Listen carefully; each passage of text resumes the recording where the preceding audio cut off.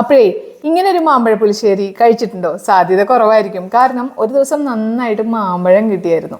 അപ്പോൾ മാമ്പഴം കിട്ടിയ സമയത്ത് ഞാൻ തന്നെ ഒന്ന് പരീക്ഷിച്ച് നോക്കിയൊരു കറിയാണ്. ഭയങ്കര രുചി എനിക്ക് തോന്നുകയും ചെയ്തു. ഭയങ്കര ഇഷ്ടമായി. അതെങ്ങനെയാണെന്ന് വെച്ചാൽ ഈ മാമ്പഴത്തിൽ പച്ചമുളക്, അതുപോലെ തന്നെ നമ്മുടെ മഞ്ഞൾപ്പൊടി, ശർക്കര, ഉപ്പ്, വെള്ളം, പിന്നെ നമ്മുടെ കറിവേപ്പില ഇട്ടോളൂ കേട്ടോ. നന്നായിട്ട് വേവിച്ചെടുക്കുക.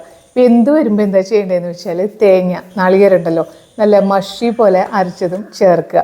അതും വേവിച്ചെടുക്കുക. വെന്ത് വരുമ്പോൾ മാമ്പഴത്തിൻ്റെ ജ്യൂസ് ഒഴിക്കുക. വെള്ളം ഒഴിച്ചിട്ട് ജ്യൂസ് ആക്കരുത്, നല്ല കുറുക്കിയ നമ്മുടെ ജ്യൂസായിരിക്കണം ഒഴിക്കേണ്ടത് കേട്ടോ. അത് കഴിഞ്ഞിട്ട് അതൊന്ന് വെന്ത് വരണം കേട്ടോ. മാമ്പഴത്തിൻ്റെ ജ്യൂസ് വെന്ത് വരുമ്പോൾ എന്താ ചെയ്യേണ്ടതെന്ന് വെച്ചാൽ നമ്മുടെ തൈരുണ്ടല്ലോ, തൈര് ഒന്ന് മിക്സിയിൽ അടിച്ചതൊന്ന് ഒഴിക്കുക. അത് തിളപ്പിക്കരുത്, പതഞ്ഞ് വരാനേ പാടുള്ളൂ കേട്ടോ.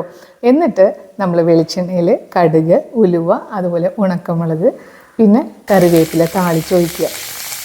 മറ്റേ പൊന്നു ഭയങ്കര മണമായിരിക്കും. അതുപോലെ തന്നെ നമ്മുടെ ജ്യൂസ് ഒഴിച്ചുകൊണ്ട് നല്ലൊരു കുറുകിയൊരു കറിയായിരിക്കും. നല്ല മാമ്പഴത്തിൻ്റെ മണം ഉണ്ടാവും. അപ്പോൾ തീർച്ചയായിട്ടും ഒന്ന് ട്രൈ ചെയ്ത് നോക്കൂ കേട്ടോ. തള്ളിയതല്ല കേട്ടോ, ഉള്ളതാണ്.